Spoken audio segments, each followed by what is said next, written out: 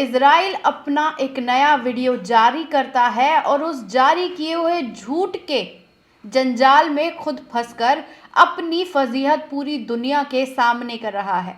इस जंग में अब तक जितने ज़्यादा बच्चों को शहीद किया गया, आज तक की हिस्ट्री में किसी भी जंग में बच्चों को इतनी बर्बरता के साथ निशाना नहीं बनाया गया था। और इसी के साथ साथ आपको बता दें कि इज़राइल लगातार अपने झूठ के प्रपंच में फंसता इसलिए जा रहा है क्योंकि कल एक वीडियो इज़राइल ने जारी कर ये बताया कि उसने हमास की इस जंग पर कब्जा कर लिया है और इस जो सुरंग है उसके अंदर वो पानी भर देगा ताकि हमास का खात्मा पूरी तरीके से किया जा सके।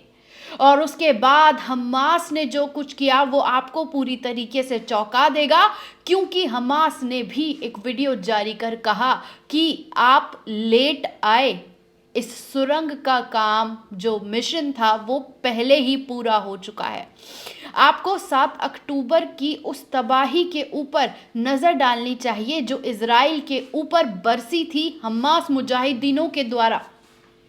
उसके चलते ही वो पूरी तरह से 7 अक्टूबर को ही जंग हार चुका था, जहां पर 2300 से ज़्यादा सैनिकों को हमास के मात्र 1300 मुजाहिदीनों ने पूरी तरीके से नेस्ते नाबूद कर दिया था।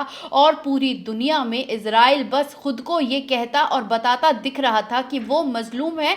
लेकिन एक बार गाज़ा की जो तबाही है उस पर जब आप नज़र डालेंगे तो आपको दिखाई देगा कि आज तक की सबसे बर्बरता के साथ घिनौनी हरकत करने वाले इज़राइल ने सारे के सारे प्रपंच को पार करके मासूमों को निशाना बनाया, महिलाओं को निशाना बनाया। और अब हमास के जो मुजाहिदीन हैं, आपको इस बात पे गौर करना ज़रूरी हो जाता है दोस्तों कि हमास के पास सिर्फ 1300 लड़ाके हैं। सिर्फ 1300 मुजाहिदीनों ने इज़राइल को घुटने पे ला दिया है, उसकी रीढ़ की हड्डी पूरी तरीके से टूट चुकी है।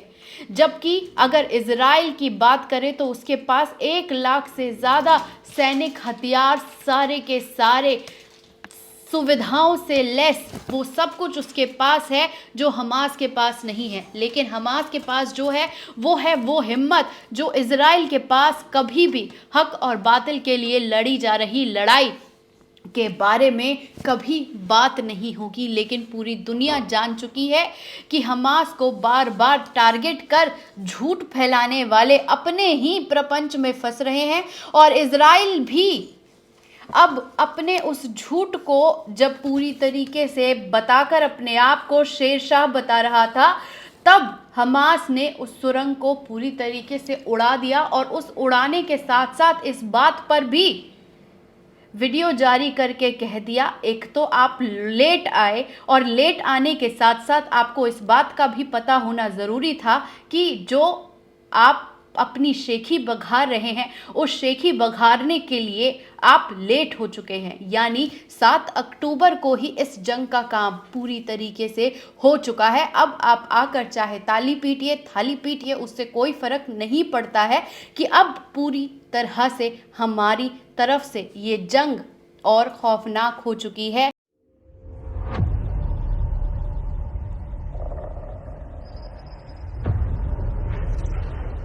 तो दोस्तों, आपने देखा यह वीडियो कि किस तरह से इज़राइल के सैनिक उस सुरंग में घुसकर अपनी शेखी बघारते हुए नज़र आ रहे हैं, अपने आप को दुनिया का सबसे मजबूत और तो और अपने आप की शेखी बघारने के लिए ये बताता हुआ दिखाई पड़ता है कि वो कितना ज़्यादा सक्षम है, निपुण है और तो और सारी लबरेज सुविधाओं के साथ हमास को वो घुटने पर ला चुका है। लेकिन असलियत अब पूरी दुनिया जान चुकी है कि ये हार चुका है और इस हारने की ही वजह से वो बार बार बच्चों और महिलाओं को निशाना बना रहा है।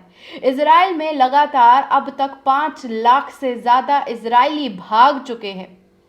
इज़राइल पूरी तरह से फाइनेंशियली बैंकरप्ट होता हुआ जा रहा है, क्योंकि यमन ने उसको पूरी तरह से उसके नाक में नकेल कस रखी है। और इज़राइल भी बार बार आकर ये कह रहा है कि वो गाज़ा पट्टी में उतरकर हमास का खात्मा कर रहा है। लेकिन दोस्तों, आपको इस बात को गांठ बांध लेना चाहिए कि इजरायली सेना गाज़ा पट्टी में उतरी नहीं है, हमास के स्ट्रैटेजी के साथ वहां पर उतारी गई है। और उस उतारने के ही साथ इजराइल की तबाही के मंजर आपके सामने हर दिन वीडियो के तौर पर हमास, अल कस्साम ब्रिगेड, हिजबुल्ला और तमाम लोग जारी कर बताते रहते हैं, दिखाते रहते हैं कि इजराइल की मौत अपने आप में उसी के सारे सुविधा लेस जो उसकी मिसाइलें हैं, उसका दिल है,